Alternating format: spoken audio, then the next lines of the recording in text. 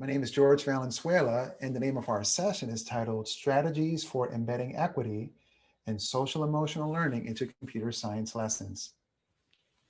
Now let's get into our session norms and expectations. For those who like to tweet, please be sure to tag both the CSTA and me, and here's our handles. Now, sensitive items in regards to race in the United States will be addressed, but we want everyone to know that we're only doing this for the greater good of students and also our country. All attendees will receive a PDF with links to every video and every resource highlighted in our session.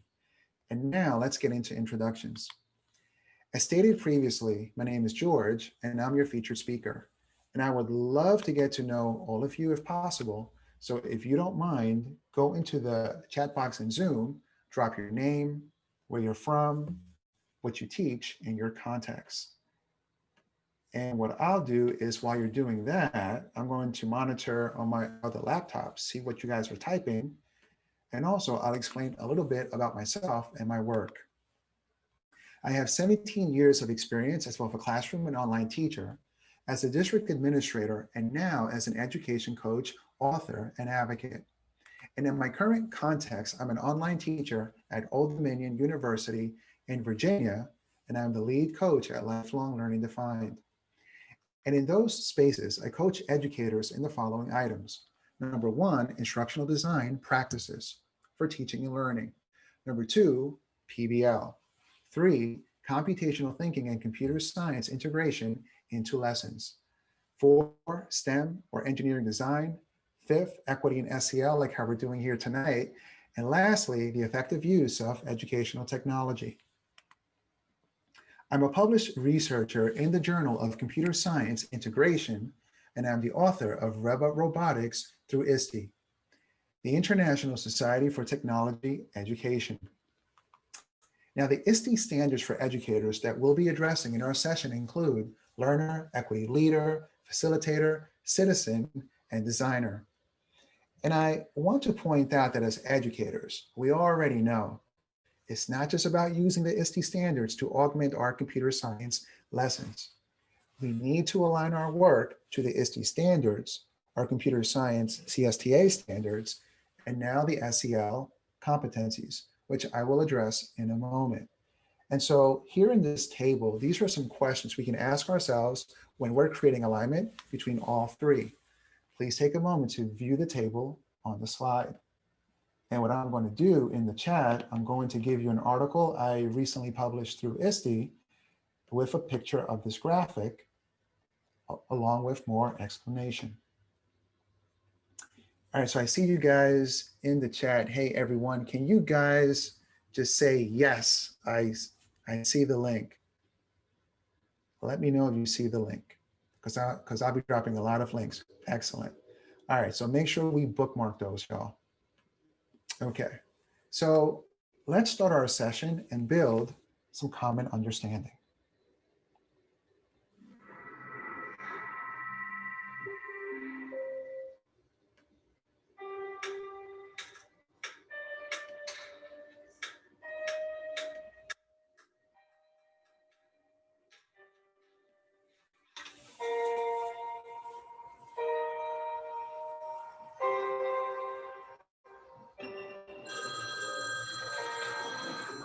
Hi, Mom, it's me. I got in trouble again at school today. Hi, this is Miss Jones again. I'm finding your son very disruptive in class, more so than other students. I feel like the teacher doesn't like me. Other kids do bad things, but they don't get in trouble. He's defiant and shows a real lack of respect for any structure or authority. I hate school because the teachers are always mean to me and I don't feel like I'm learning anything. I'm really concerned about his behavior. I'm always getting in trouble for what I didn't do. We're going to have to adopt a zero tolerance policy, young man. School keeps calling my mother and she gets really, really mad at me. What is going on? You better I explain. feel like the whole world is just turned up against me and doesn't like me anymore. There are days I get up and I just decide I'm not going to school. And we go to the park. Like, everybody's always telling me I'm not worth anything, so what's the point of trying? I know the cops are watching us, but we just hope we don't get caught. Your son's absences are a problem. They will definitely affect his grade point average. I don't feel safe in my class anymore. Should I assume you're unprepared again today? I would always eventually get picked on by the teacher. He makes examples of me. I feel really singled out, and I just try to avoid people because every time I look, somebody's always talking about me. Oh, she's always getting in trouble. But I started fighting more because nobody wants to hang out around a troublemaker. The only time I have real friends is when I'm on the block. So that's why I stay.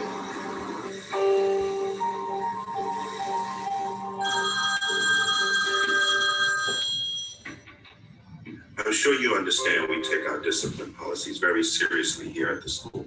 What are we going to do about your son?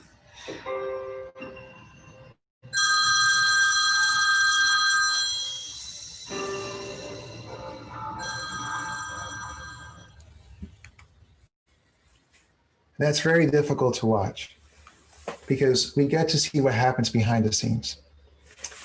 And so after watching something like that, this quote really comes to mind.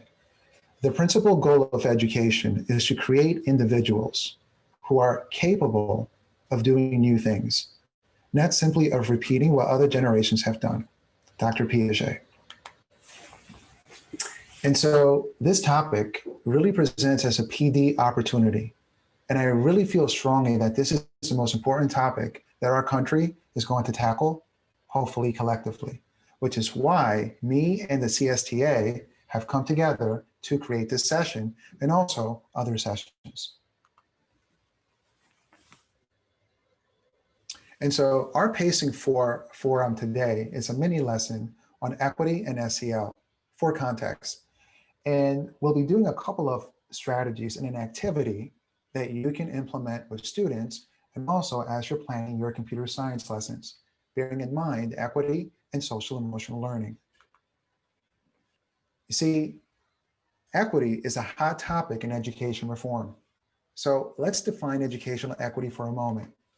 According to the Center for Public Education, educational equity is only achieved when every student receives everything he or she needs in order to be successful. And typically, when we discuss equity with educators, this is the graphic that we show them. And I understand that this graphic does get some pushback, but for our purposes, I want us to focus on the fence and think of the fence as a systemic barrier. Now, a lot of people say, well, let's get rid of the fence. However, removing the fence is not always as easy as we see here. So let's say for a moment that we did remove the fence, metaphorically speaking, of course, and we gave everyone everything they needed. We gave them access. Well, here's the thing. For those who are supposedly liberated, they're still spectators in the game, not participants. And the one thing that I really want to hit home in our session is this, that systemic barriers, systemic conditions, not only cause inequities, but they cause disadvantages and trauma. So let's get really current on inequities. The coronavirus spotlighted inequities throughout the entire world, not just in our country, and impacted every aspect of family life, like childcare, healthcare, employment, transportation, and access to food. Now, for a moment, I want us all to focus on the second bullet. According to the World Food Program, in 2019, an estimated 310 million children. Now, I fact-checked this. 310 million children from low-income families were being fed at school. I want us to close our eyes for a moment and make believe that those were our kids. Just make believe that they were our kids that were depending on school for food. As we have our eyes closed, I want us to think about our students from low-income families and what they went through last March and April. It's my understanding that in the United States, there are schools that are still dropping food off at different locations. Okay? Open your eyes for a moment and look at the final 3 bullets. And there, you'll see the inequities for poor children due to a lack of technology and digital platforms. Just take a moment to view those. And don't forget that we can always play this back and we can read these. Issues pertaining to race, violence, and civil unrest have caused outrage, division, and trauma to the collective in the United States and also worldwide. And for those of us who teach African American children, I want to repeat that for a moment. For those of us who teach African American children, we need to understand the message that these issues, when left unresolved for decades, sends to them, their families, and communities. We also need to understand that this is not something new. But the good news is, by focusing on racial equity and educational equity, we help all kids.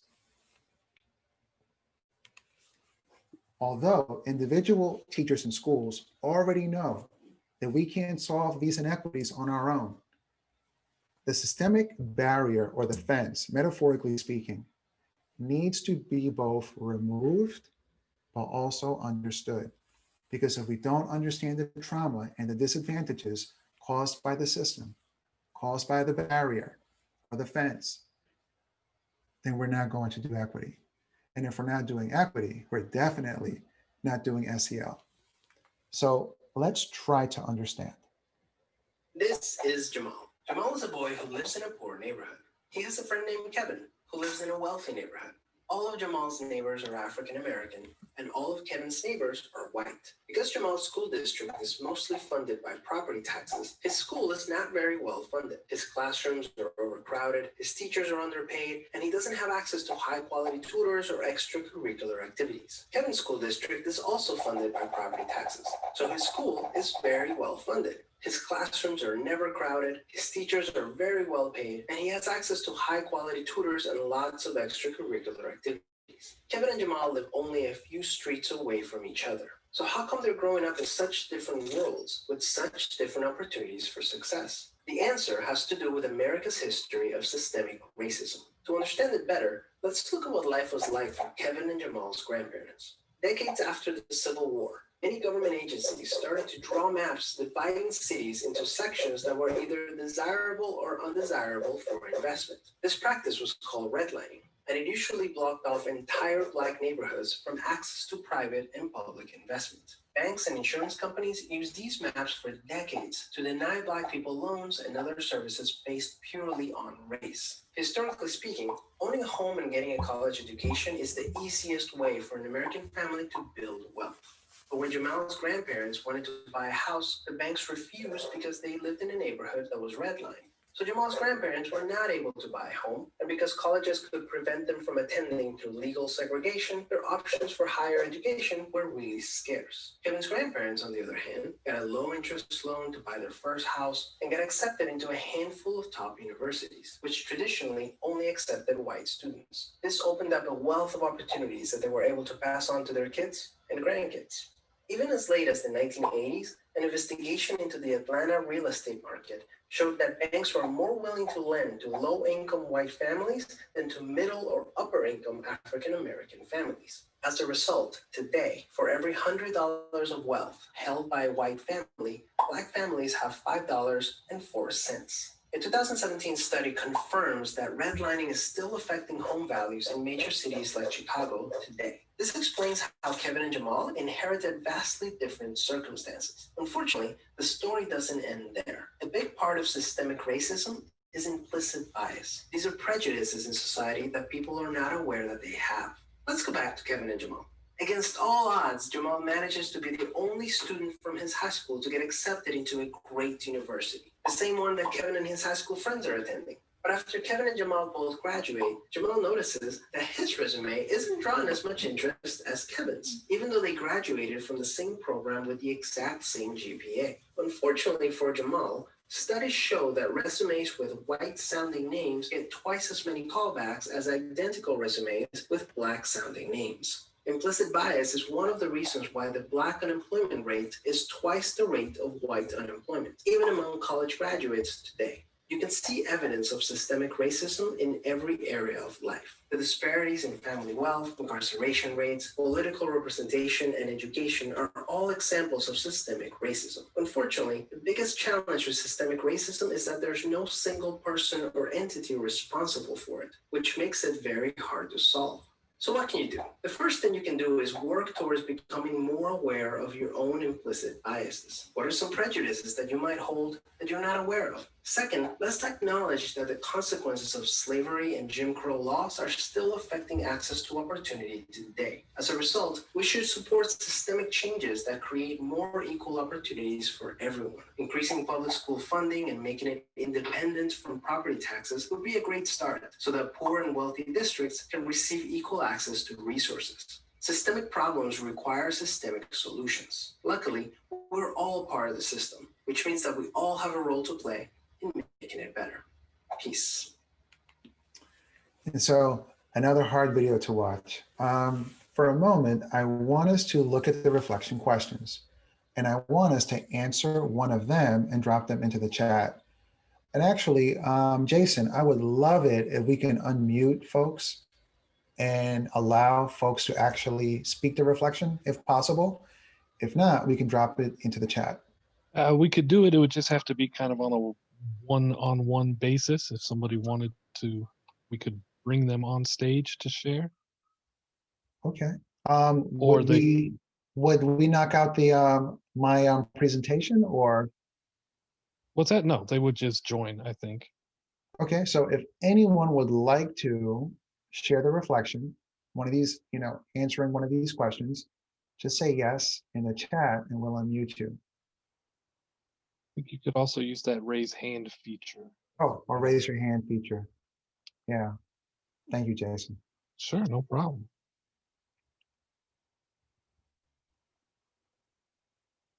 Okay.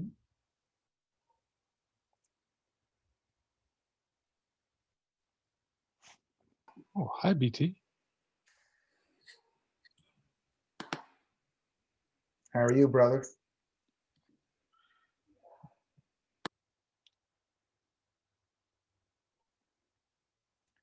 So anyone can unmute. We have someone joining us on screen here on stage. Excellent, excellent.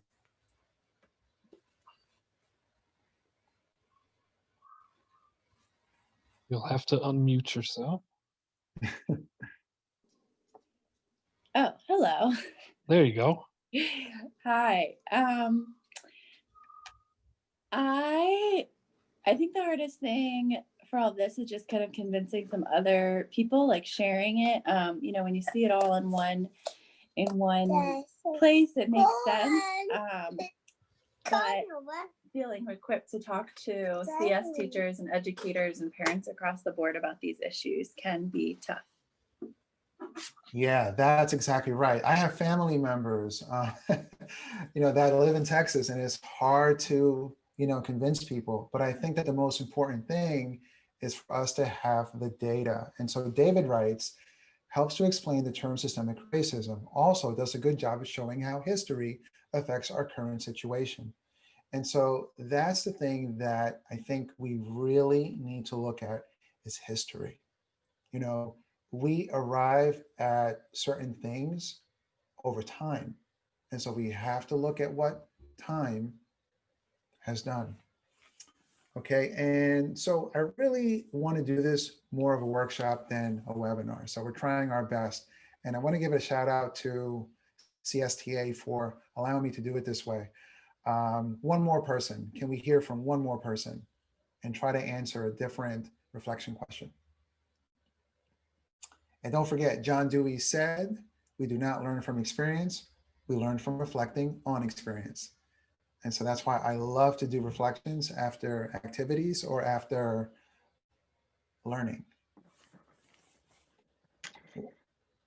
So thank you for allowing me to share. What's been hard for me is to discern the best time to confront some of the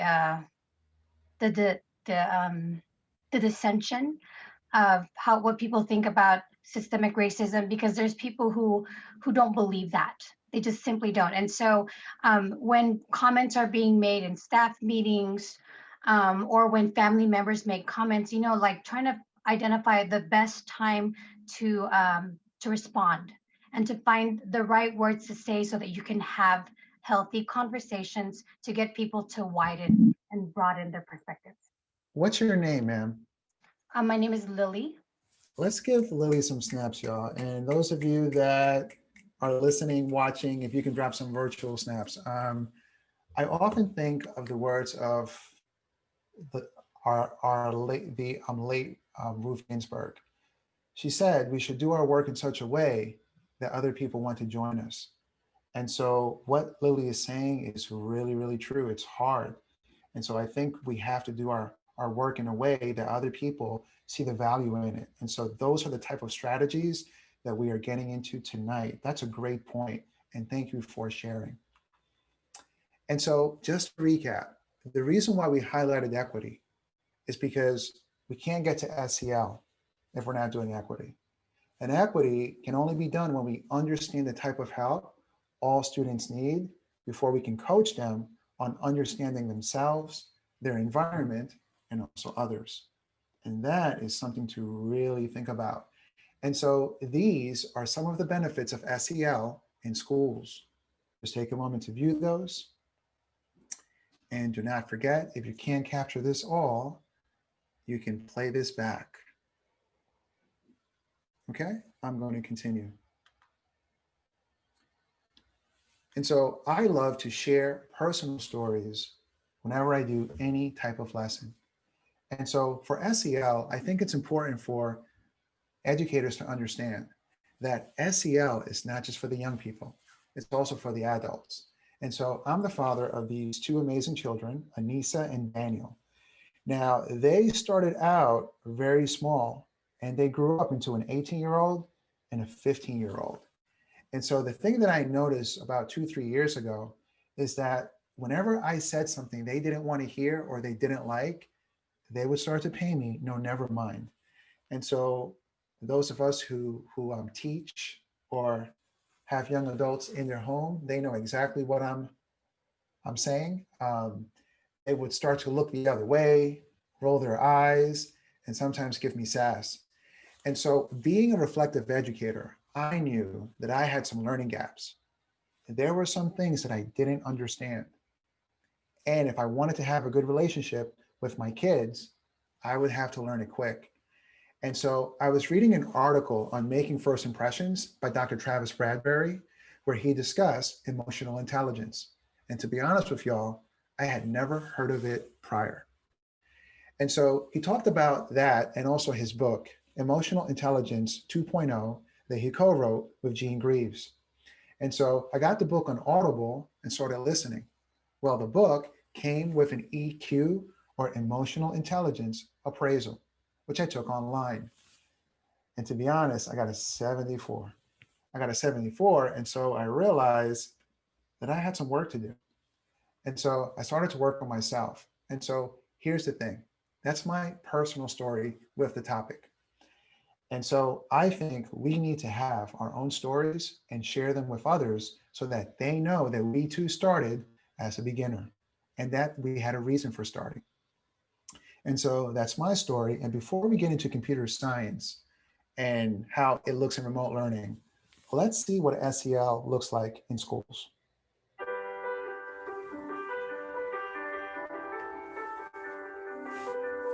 Social and emotional skills are the essential skills for success in school, work, and life.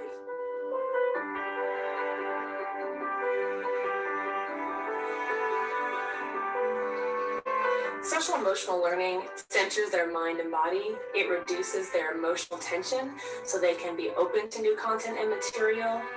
We find that academic outcomes increase exponentially when students are nurtured, loved, and cared for, that we get much more out of them when we first address social emotional needs.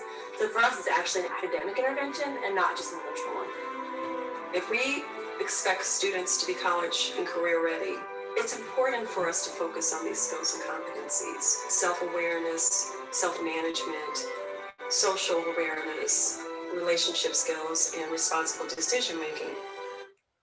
The Collaborative for Academic, Social and Emotional Learning, or CASEL, really defined SEL over 2 decades ago and have stated that the purpose of SEL is to help people of all ages really develop these 5 core competencies. And they are self-awareness for self-management, social awareness for relationship skills, and responsible decision-making. And each of the core competencies have their own set of skills. So please take a moment to view the slide. And don't worry, if you can't capture this all, we can play this back. And at the end, I will give you some resources where all of these items will be highlighted. So to help educators do this work effectively and get started, I've created the Equity and SEL Integration Framework. And these are the 4 steps. Number 1 is to understand our own implicit bias. Number 2 is to improve our knowledge of students to inform our teaching. Number 3, help students develop their EQ skills. And lastly, to activate equity and SEL into our curriculum. And for our purposes, that's in computer science. So let's get into step 1. According to Robert Prentice, implicit bias exists when people unconsciously, it means they don't know it, hold attitudes toward others or associate stereotypes with them. And this is very dangerous when we have implicit bias and we're responsible for young people. You know what? I want to point out one thing. It's important that we know ourselves and beliefs about others, because sometimes those beliefs are formed unconsciously due to conditioning by our society, our family, and friends. And so these can become prejudice that leads to stereotyping students and therefore making really bad decisions about their personal and academic outcomes. And so here are examples of implicit bias in computer science classes. And as you're reading these, I think it's easy to see that these are not things people say. These are things that they think and do. And so before we get into the work of looking at our own implicit bias, I want us to take a look at the consequences of implicit bias on children of color and the long-lasting effects.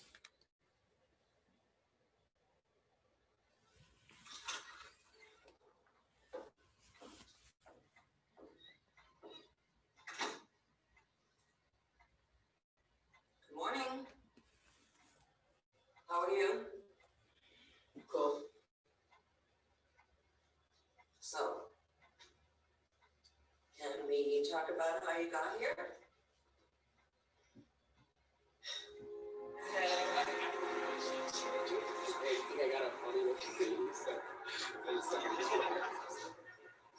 Kids, I'm doing it right here. Man, we ain't doing nothing. Go right here before I'm to the house.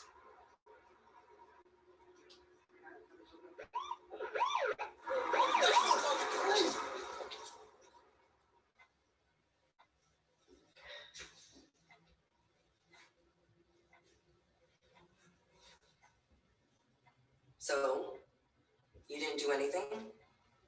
Nope. Then what's all this? Depends on who's reading it, I guess. Well, looks broken. Skateboarding, huh? Yes. Is this the first time you've hurt yourself? No, I get her all the time. At home? At home. He hurt himself skateboarding at the park. Okay, man. I'm going to have a counselor come in and speak with you. A counselor? For what? He's okay. Well, I told you Tris was going to put you in the hospital. I'm sorry.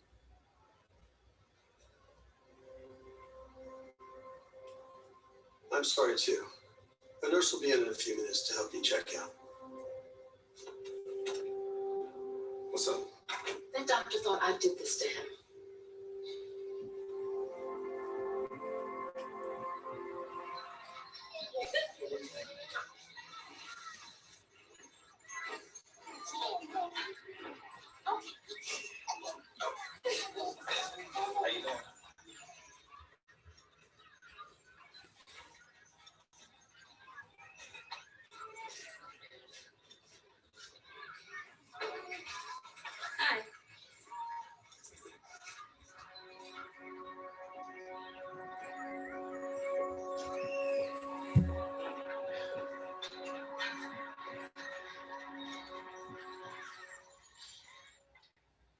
It ain't fair. Fair has nothing to do with this. This is about you taking responsibility for your actions. Look, I know so many young men just like you that didn't do anything.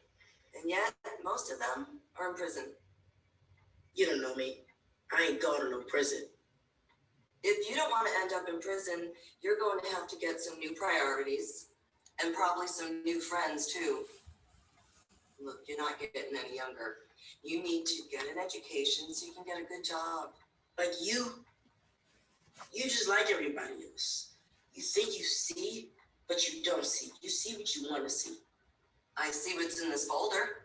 It shows me what you've been doing. I ain't doing nothing. I am not doing anything.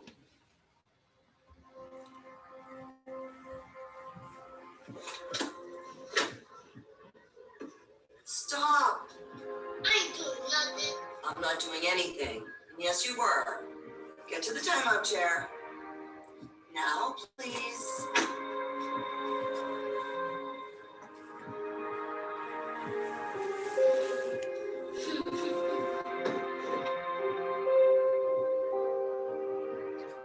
I'm sorry. I am so sorry.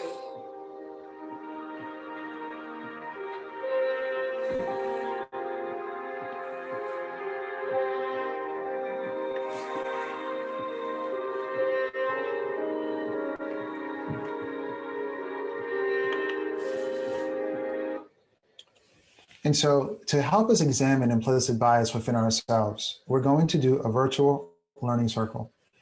And so the strategy really works well when we have breakout rooms. And I know we can't do the breakout room, so I'm going to have to improvise because I really want this to really be PD and not just a webinar. And so a learning circle has 3 steps.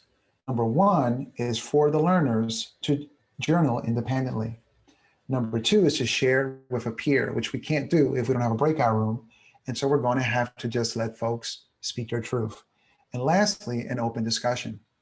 And so the purpose of learning circles is to help build a community, establish a culture, and to build social interactions as part of culturally responsive teaching and also restorative justice. And so the first step is for us to journal independently. And so I'm going to give us 5 minutes to journal either in our cell phone or on a piece of paper with a pen or pencil. And I want us to answer this prompt. What factors do you consider, consciously or not, when you first encounter a student? And now here's the norm of the first part. The first step in the learning circle is always an independent reflection. And it's not shared with anyone. It's meant for the learner to reflect honestly. So I'm going to hit time for 5 minutes, and I want us to do that. All right, so go ahead.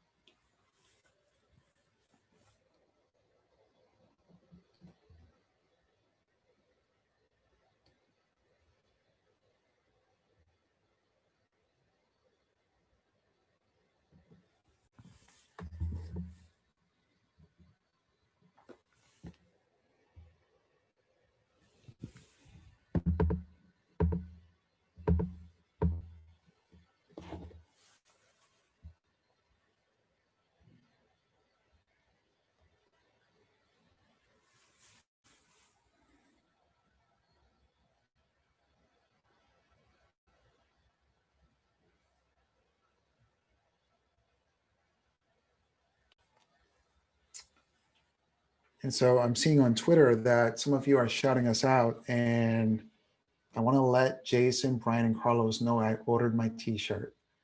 And unfortunately, it didn't come today, and so I'm not wearing it, but I am definitely wearing the new t-shirt, or I ordered it. I'm excited to get that soon. Yeah, that's awesome. It should be coming pretty soon. Yeah, and I love these hashtags, CS for social justice. I love that. And Kimberly just tweeted, so. I've been using the hashtags as well. It's awesome.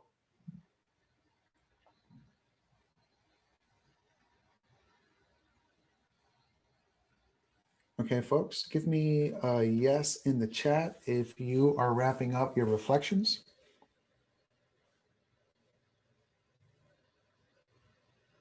Okay.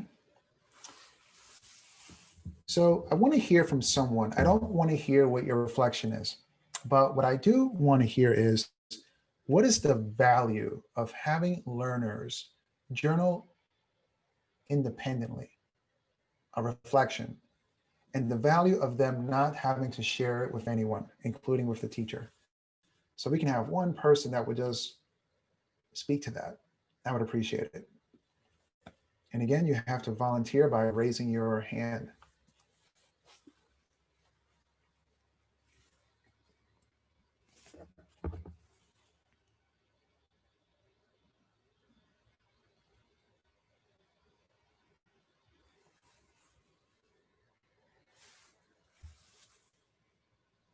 I'm happy to share if no one raises their hand. Sure. The value for in my class for journaling was always to give students, learners, a safe space to spend some time with their thoughts, and organize their thoughts in a way that then might be confident enough to share. Yeah. And also, Brianna just said, I'm slow to share with the group, so I love journaling because I get an opportunity to express myself without speaking. Let's give Brianna some snaps, y'all. And Ed wrote, it allows you to be honest and take a reflection that might show you something or help you process something that you might not want to share publicly just yet. And let's give him some snaps for that as well. Yeah, my mom used to always say to me, if you can't be honest with yourself, how can you be honest with others? And so the strategy of the learning circle is an awesome, awesome way to not just build social interactions, but to first focus on self. And I think that's really an important part of SEL. And also for us really to, get to know our kids. Okay. And someone else, and Dara wrote, I know for my students, journaling allows them to share their thoughts in a space where no one will judge their content. Yeah, that's exactly right. That's exactly right. And JJ says, allows for the introverts and the extroverts time to process. Well, I like the sound of that. Okay, so now we're going to have to improvise, but computer science teachers, I think, are very creative. And so just to be transparent, for step 2, I was going to have you guys go into a breakout room where 2 people will reflect and have a discussion based on this prompt. However, we can't do that because of the platform, because it's in webinar mode, but that's okay. So how do educators' perception of student potential influence their expectations and student performance? So if someone does not mind just raising their hand and sharing this with the group, I would appreciate it. And if you're not comfortable, then just write it into the chat and I'll read it for everyone. So it's up to you guys. But I would love to hear your voices, if that's okay. And I'm going to time this for 4 minutes. Don't forget, the purpose of learning circles is to build a community and establish culture and social interactions.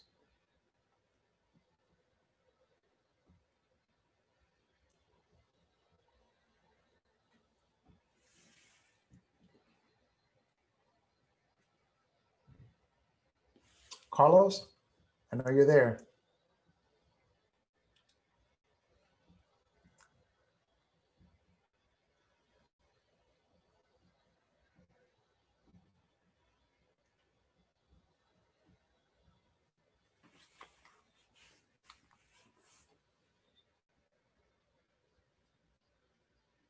All right, so we'll wait for folks to put their reflection. So Kyla wrote, it's easy to spend more time with students who seem more excited about the material. It tends to be more fun and feels like you're supporting something that they'll want to do in the future. But they can make it easy to overlook students who could do well but are less motivated. Well, that's a great point. And let's get for some snaps. Maria is joining us. Hi, Maria. How are you? Hello, how are you? Good, good, good, good. What's up? Good. Thank you for this space. I think that definitely the perception, you know, has a big influence in the sense of how they view the student and what are some of the potential opportunities that students can be exposed to. So just kind of that bias of belief that, kind of what is the capacity or potential of a student in terms of, we're all capable, but just those biases come into place. So it might have, thinking about maybe, a Latino student, maybe in my story, my case, and they would say, hey, just because you are an ESL, we just think that, speaking two languages, it's, maybe lower performance, which in reality is not true. So that's kind of an example that we think about, just kind of putting students in buckets, and that would definitely kind of have an influence on the expectations or the opportunities that students have, or you know Excellent. So let's get for some snaps. And so that's one thing that I really do love about CSTA and the standards. And also a few years ago, the K through 12 computer science framework. And so equity is weaved throughout the entire thing and the standards. And so although my work with CSTA is new, my learning from them is not new. And so I feel like we kind of have been working on this throughout. And that was like back in 2016. And in the framework, there was lots of data that talked about Black and Latinx students and students in poverty and young ladies and just marginalized kids in general, about ways of engaging them in CS.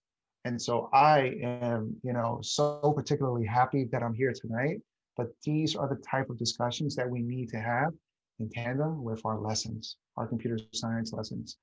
One more person, if you don't mind, either sharing in the chat or letting us hear your voice in response to this prompt.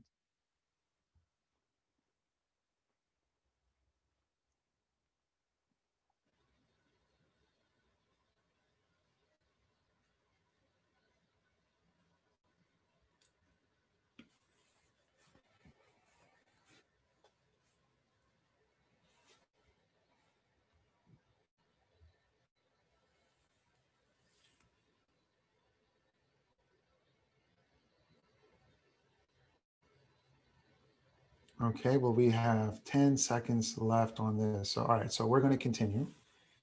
Okay, what? Wait, I wrote, wait, I got to read it.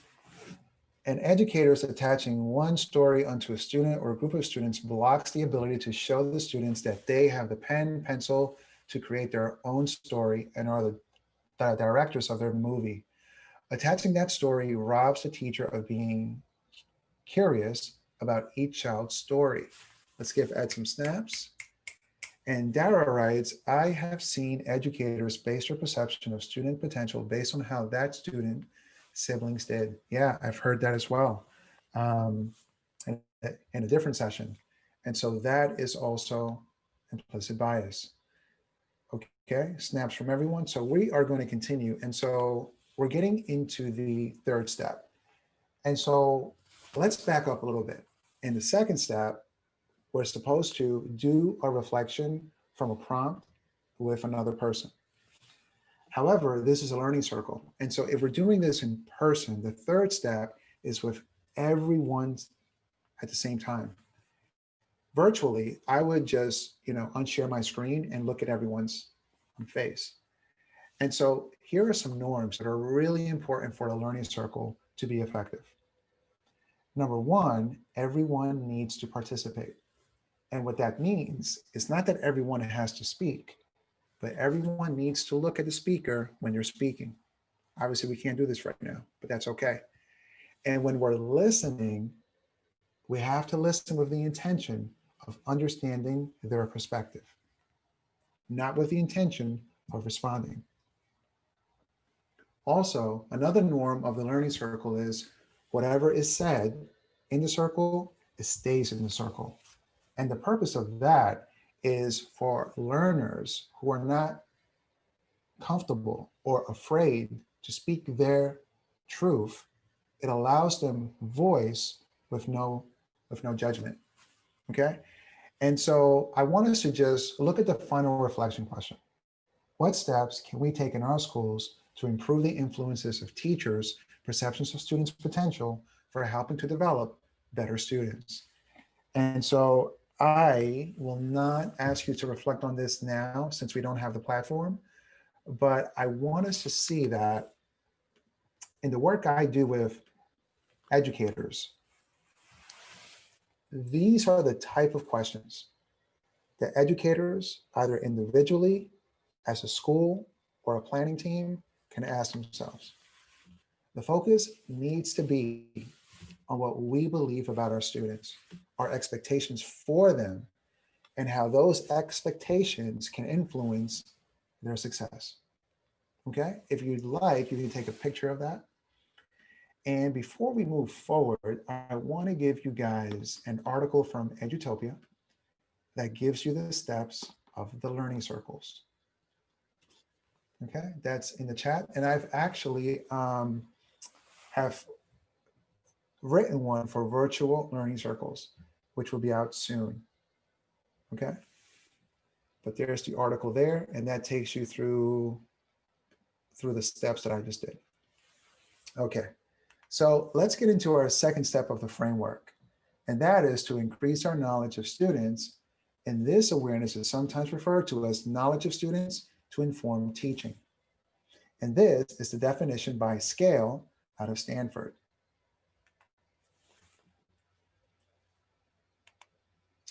So one practice that I like to do first for increasing my knowledge of students and for putting these things into perspective are empathy maps. An empathy map is an equity-based strategy that can be used by teachers to put themselves into the shoes of their learners. And we do this by identifying their goals, what they are good at, and their academic SEL and career needs. And so here's an example of a completed empathy map. Now the empathy map helps us to identify the right supports for students in our computer science lessons, and not just computer science, any lesson. It's a powerful tool. And so what I'm going to do is I'm going to drop into the chat a PDF for the empathy map that I created. And you are going, and you can bookmark it, you can download it, and you can use it with your staff. And also, we are going to create one using Nearpod. And so I am going to give you guys a link to Nearpod. I'm dropping it into the chat. Okay. And I'm going to stop sharing. Well, I'm going to stop sharing for a moment. Okay. And in Nearpod, everyone should see the empathy map. So for the sake of modeling, I'm showing you my example. Now in Nearpod, you can come in here and just think of one of your students or a type of student that you have. And I want you to use the menu here, and you can add text, you can add some pictures, and also you can draw. I'm not a good drawer, but I think you get the point. And so, yep, I see you guys getting in there. So I'm going to give you guys, I know it says 20 minutes, but we don't have 20 minutes. So I'm going to give you guys 7 minutes to work in there. 7 minutes. Just do the best you can. Don't worry about completing it all. I see what Brian did there. So you see what Brian did, y'all? He's making faces over there. Good job, dude. All right. So that's what I see. This is my empathy map. So I'm already timing you guys. And I'll hang out with Jason while you guys do that. That's awesome. I like hanging out. How are you, brother? You Oh, doing hanging good? in there. Yeah, doing well, real well. Thank you. How about you? Good, good, good.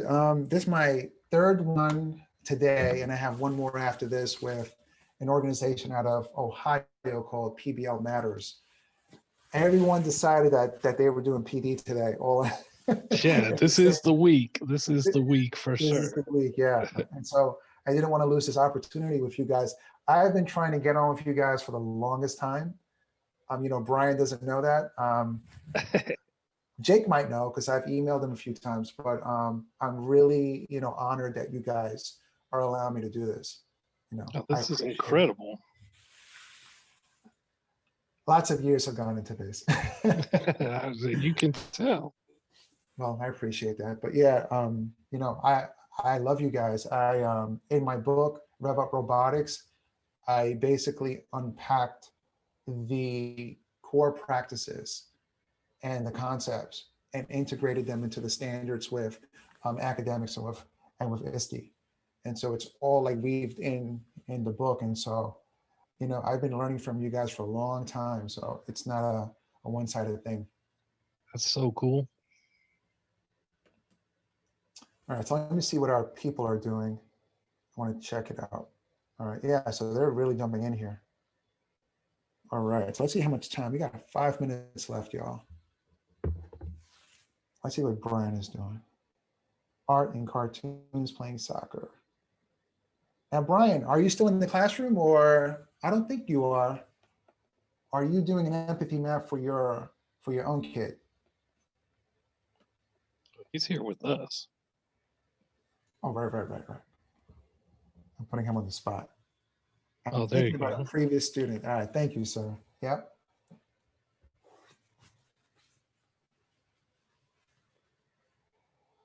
Yeah, so let me be more transparent with our teacher. Well, no, you know what? If I share my screen, then it kind of blocks them a little bit. So I want them to. Yeah, if you guys like Nearpod, give me a yes in the chat.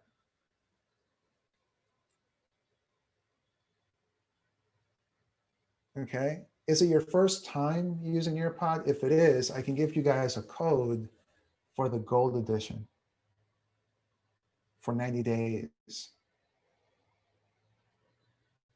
Okay. All right. So yeah, so I use Nearpod in my remote lessons because it allows learners to engage with my presentation. I don't like being talked to. And so I don't do that with my students. And so I wanted you guys, when Carlos and I, designed this PD, we wanted this to really resemble a classroom as much as possible. And so I'm integrating tech that helps make that happen. So I am going to drop a slide deck that I created for ISTE's Summer Learning Academy. And if you look into the presenter notes, it takes you step by step of how to make your remote learning engaging with Nearpod. And the third slide is going to give you guys free 90 days of the gold version, along with a tool called Vocabulary. All right, so it's in the chat. You can bookmark it and just follow the steps that are there. And you can make your lessons very engaging for your kids. That's the whole goal. I'm a university teacher and it's different. We go into Blackboard, we put the assignments, and sometimes we talk to our students. All right, Peer Deck. So Ed, Peer Deck is very similar. Now, the thing that I like about Nearpod though, is Nearpod gives you free lessons.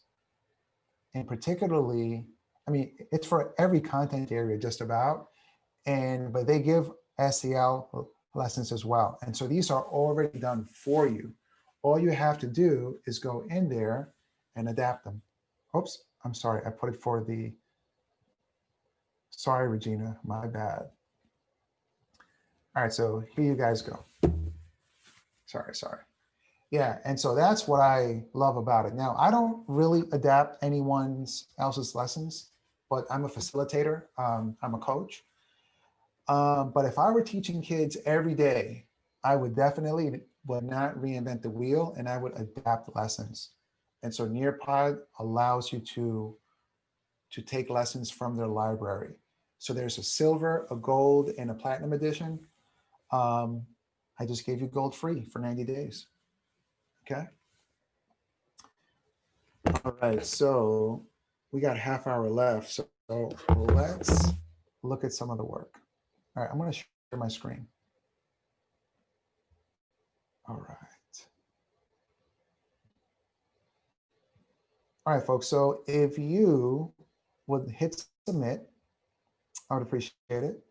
Ed, in fact, Ed, if you can hit submit, I'm going to let you chat and, well, I'll let you explain it to us. Inspect the pear deck. I see what you did there with the Wu-Tang reference. All right, brother. All right, so I'm going to share it.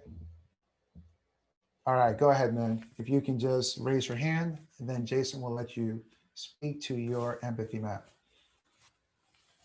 Oh, well, I appreciate that.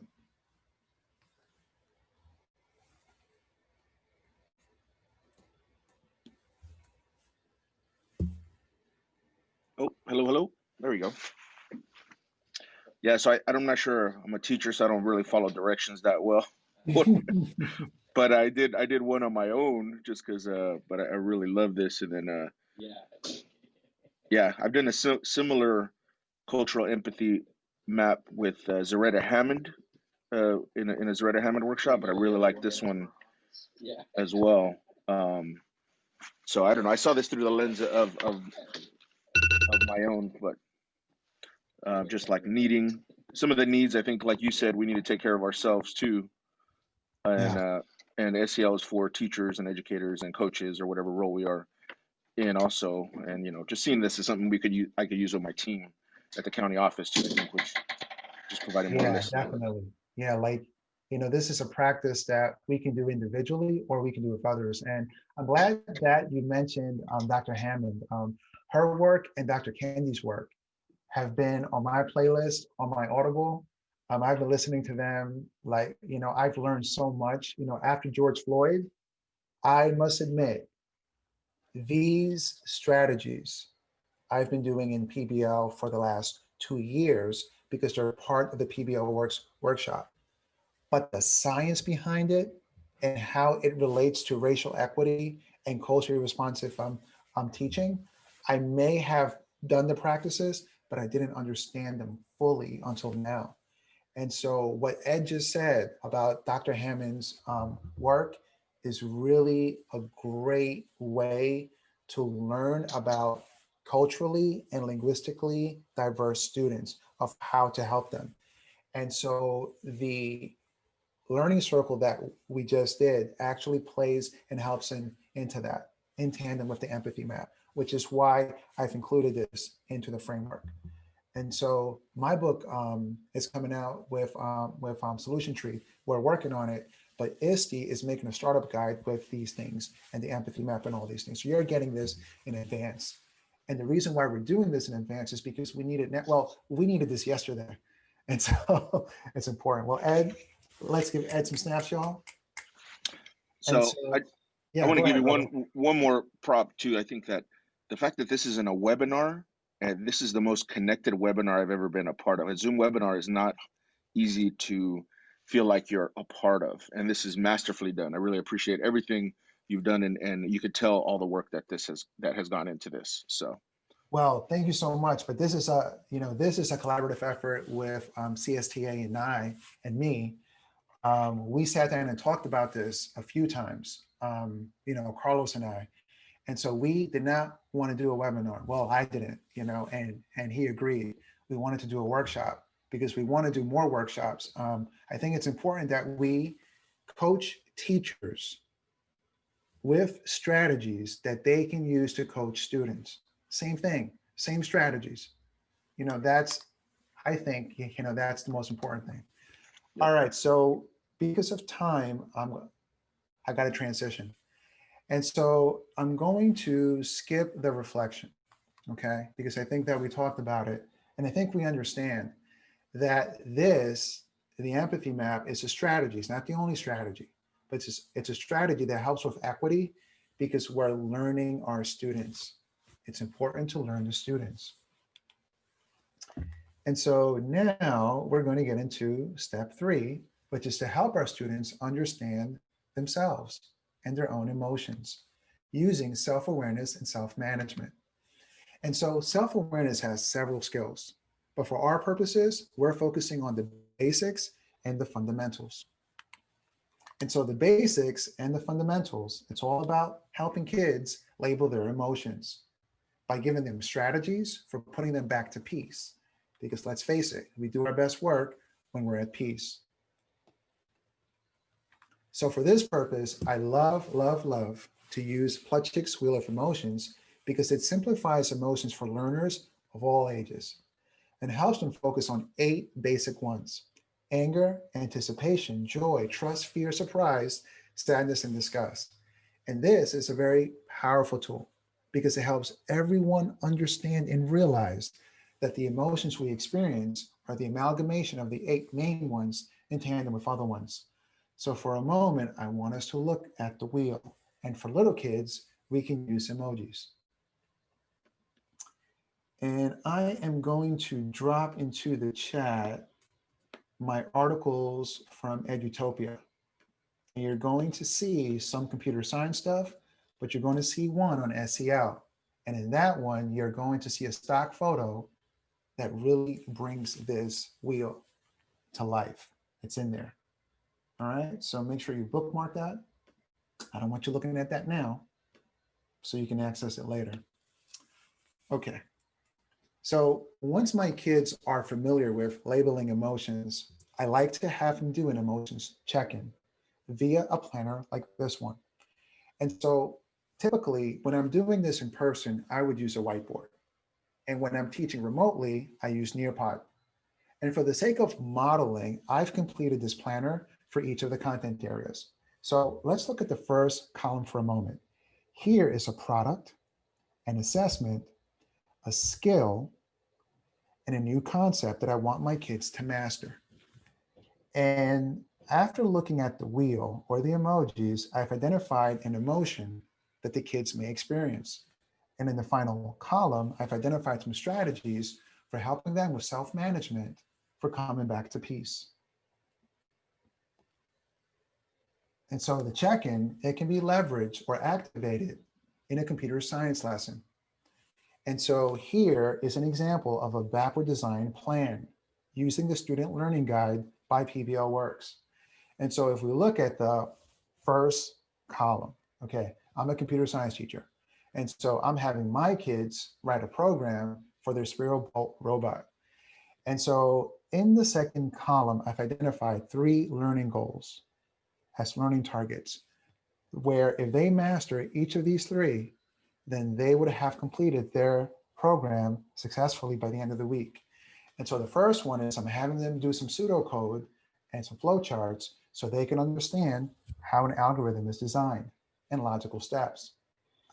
And the second one is I'm having them define and apply loops into the program. And lastly, I want them to apply conditional logic, the if, else, then statements. Now, the check-in for their emotions can be a formative assessment that we conduct on a daily basis in regards to either the learning target, the final product, or something else is happening in their lives. And so the SEL strategies that we identified here in the planner, they can be taught as a lesson, as a scaffold here in the final column of the Student Learning Guide. And so this is inspired by the late Dr. Grant Wiggins and Jen McTighe. This is an example of backward design planning. The only thing I've added here, and actually it's PBL Works, it's the learning goals. Okay. All right, so we're going to transition. And so for doing this remotely, I like to do Nearpod. However, like Inspector Pear Deck said, you can use any student engagement platform like Peer Deck, Schoology, Seesaw, even in Google Docs. And so I would just introduce, hey, we have a quiz. I know my kids, I'm looking at them, or I'm hearing some rumbling. Well, let's label your emotion and let's find a strategy for coming back to peace. And so this can also be done in small groups, like in Microsoft Teams, Ring Central, Zoom, or in GoToMeeting via the breakout rooms. So let's recap the steps. First, we introduce the emotions check-in. 2, we have our kids label emotions. And lastly, we implement a strategy for coming back to peace. And so I wrote an article about this for Teacher to Teacher, and I am going to drop that into the chat, and everything I just said, these examples, they're in there. Okay, bookmark that, please. All right. So can we reflect for a moment? Can we answer one of the reflection questions? If someone wants to raise their hand, that's cool. If not, drop it in the chat. What are your thoughts about the emotions check-in using the planner, and how can we leverage this with our students? I'll give us about a minute or two to answer the question.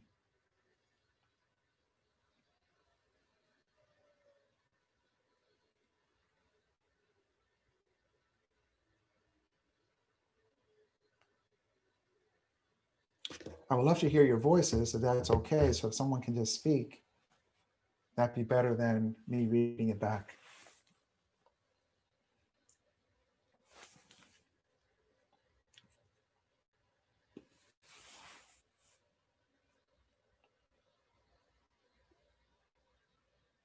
Ken said, I like the emotion wheel, never seen that before. Well, I'm in the same boat with you, brother. I saw the wheel for the first time during a summit with PBL Works. I'm a national faculty of theirs, and we had been doing some culturally responsive teaching trainings. And so that's where I first learned about it. And it's pretty eye-opening because, me as an adult, I just started learning about these things a couple of years ago. Kimberly writes, it's not something I've seen practice before, but love it. Well, I appreciate that, Kimberly. I appreciate that. And Dara says, we start our day in every class with a 20-minute SEL check-in activity. It has changed the pulse of our school. It helps every student start their day in a calm way. We find that it centers our students and they can focus more. Yeah, and so I think that the most important thing is for someone to know where they are emotionally, to know what they're experiencing. And so I'm a big fan of Michael Jordan and The Last Dance. And so I've been studying Michael Jordan for a long time. There's a book called Relentless, written by Tim Grover. And so a few years ago, when I would do this type of work, I would get nervous. Emotionally, something, internally, something wasn't right. And so when I read this book, I learned that Michael used to practice or rehearse for a 43-minute NBA game 15 times before he got into the game for like 90 minutes each time. So what would happen is when he got into the game, he was already ready. He had already played that game so many times. And so that is the key, is to knowing what's happening internally. And that is something that the kids need. And that's why SEL is so important, because not only is it helping them become ready for school and for academics, it's helping them with life, which I think it's even more important. All right, so we're going to transition because we're still on step 3. And this time we are focusing on helping kids develop their EQ skills around social awareness and relationship skills. Now, again, social awareness has several skills that are associated with it. However, for our purpose, we're focusing on the basics and the fundamentals. So before I show you what that can look like in remote learning, let's see what it can look like in schools. The social awareness is about embracing diversity, showing empathy for others. Activities might include service learning projects, addressing social justice issues. Role playing is a great opportunity for students to address how a person might have felt in a conflict on the playground. We're going to see if other people have had some of the very same experiences around bullying that we've had. You're in my boat if you have a bully now.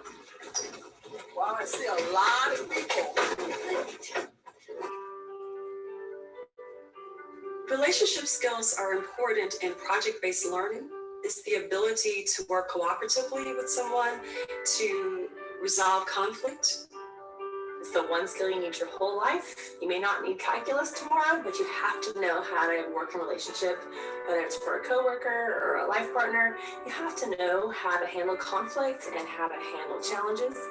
Sometimes at recess, Maya would come over and just start talking about us and saying mean things. Is it your job to make Danae's job at school hard?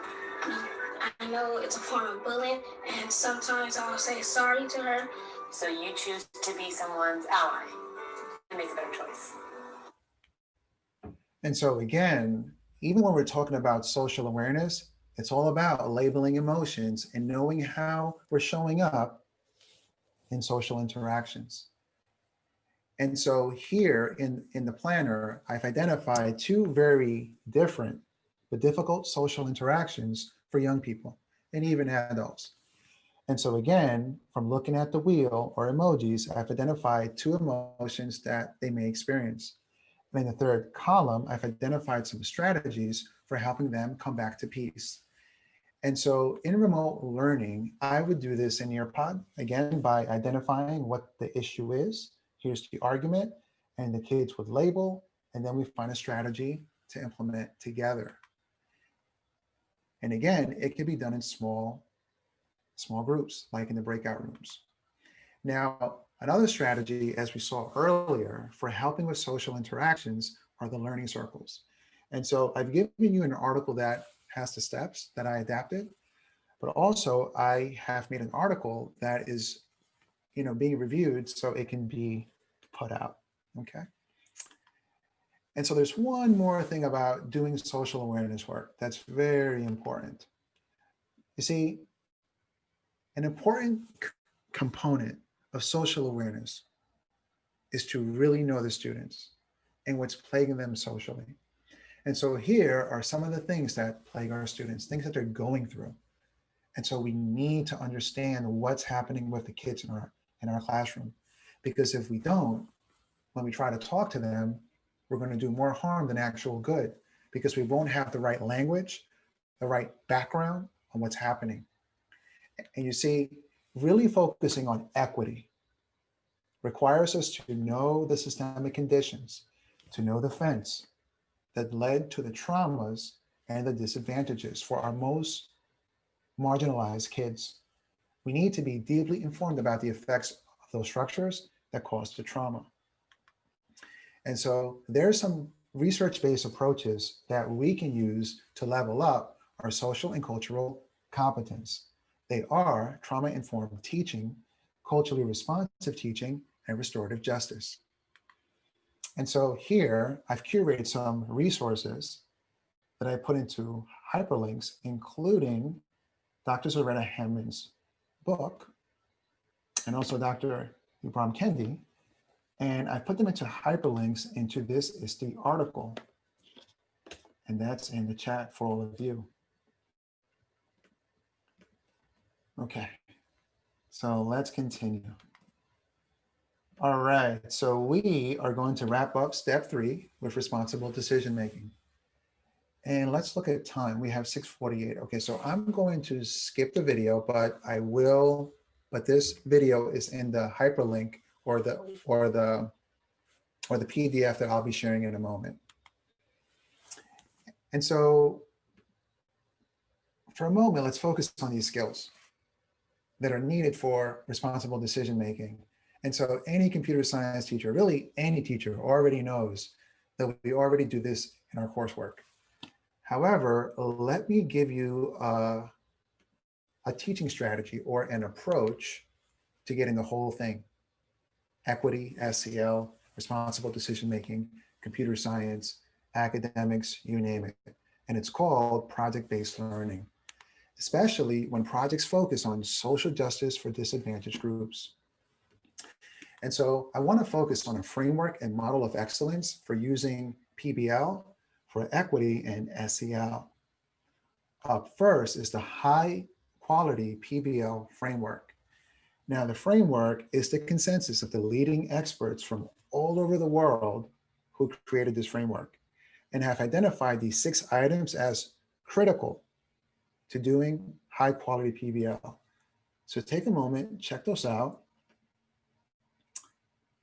And also, I am going to drop into the chat the framework. Now, the framework is do it yourself, and it's available in English and Spanish. All right, folks.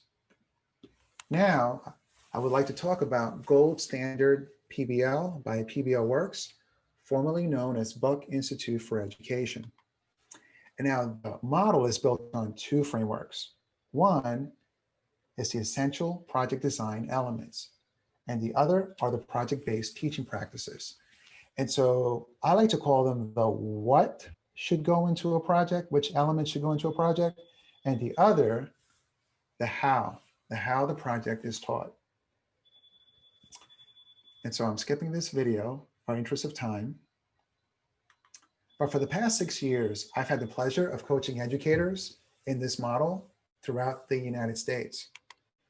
And actually, for this purpose, I've been to 25 states and over 70 cities in our country. And I'm also teaching PBL online through PBL Works, and I will add a link for all of you to the different courses that we offer. Okay. And so I've had the pleasure of meeting many PBL teachers.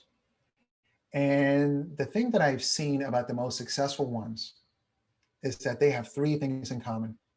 Number 1, they look for ways to emotionally engage learners. Number 2, they adapt projects, but they make them their own. And number 3, they partner with experts, okay? Sort of like we do with CSTA. That's our professional organization for CS teachers. Partnerships, that's very important. We can't work in isolation. And so emotional engagement refers to the work that the kids do, they actually care about. So what that means is we need to incorporate topics and technology that they like. And so I also recommend that you look at the project library for PBL Works and adapt a project. It's important not to reinvent the wheel, just adapt, but make your own. That's very important. And so I just put that link into the chat. And also we need to partner with experts, like I just said, because partnering with experts makes our work or the project work authentic. And so what I've done in this article, I've unpacked these 3 items and I'm dropping that into the chat, and it's called 3 ways to level up your PBL practice. And so I hope you guys bookmark that and make it happen. And so that's it for me. I just want to say thank you so much. Now you can follow me on my social media at George Does PBL. That's JORGE. And you can follow me on Instagram, on Twitter, on Facebook. I do have the handle in Snapchat. Haven't figured that out yet. And so I'm going to drop the link to my website into the chat in case you want me to come work with you and your teachers or your students. And so I have a book through ISTE, and the CSTA standards are weaved in throughout the entire book, as well as computational thinking, and it's in the chat. Also, I have just created this book through another organization called Carly and Adam, and we created a framework for coding. Now it says K through 5, but as you can look at the framework, that's applicable to K through 12, well, K through 16, I'd say. Okay. I know I hit you with a lot, guys. I hit you with a lot. I'm going to drop my link for everything else into the chat for all of you. I'm going to unshare, and you've got me for a few more minutes. So ask away. You got to unmute, Carlos. I thought I could yell loud enough that it would push the button and unmute. Thanks so much, George. Really appreciate it. I mean, you hit on some really key components of the experience that I think we need to remind ourselves. And it was interesting because today I was speaking with a teacher friend of mine, and the question that came up was, based on everything that has happened, what do you think is going to stick in terms of how we look at school after? We'll see what happens now that we're entering phase, I guess, going back to square one in terms of what's happening with COVID. But what jumps to mind for you? Like, if you had to say like the important takeaways from this experience of COVID that we need to like recalibrate over for this new phase, what were some of the things that come to mind? Well, I think, I think back to, March. And so I showed you guys, like in the first few slides, I coach educators on instructional design, on their teaching and learning practices. And so I can help with either computer science integration, STEM integration, SEL equity, right? Ed tech. But what happened back in March and April, no one was checking for STEM or computer science. We were checking for emotional well-being, SEL. And so after George Floyd, then racial equity became the thing. And so I think that what the pandemic did, and also the current climate, think about what happened in every state, in every city. You can't ignore inequities. Because just because the mainstream is not dealing with those barriers or issues, eventually it comes back to everyone. Right. There's a saying that I've heard, and I'm not, well, I just won't say the saying, but I'm saying this. The most important thing is to take care of each other and ourselves. And that goes before CS, before STEM, before anything. And I think that for me, is hierarchy of needs, right? Yeah. But, well, thank you so much. Really great way to kick off our professional learning series. I'm looking forward to, of course, having you more events, more opportunities to collaborate. Love working with you, brother. Thank you all for joining us tonight. Really appreciate it. If you have any questions, we'll be reaching out with some more details after today for those of you who came. And be well, be safe, hug your loved ones. You got a final message, George? Yeah, I just want to say one thing. I want to thank all the teachers that have logged in, but I want to thank you, Carlos, and Jake, and Jason, and Brian, and anyone that made this possible. I really appreciate this opportunity. Absolutely. Take care, everyone. Have a wonderful evening. Enjoy your night. Enjoy your holidays. Take care.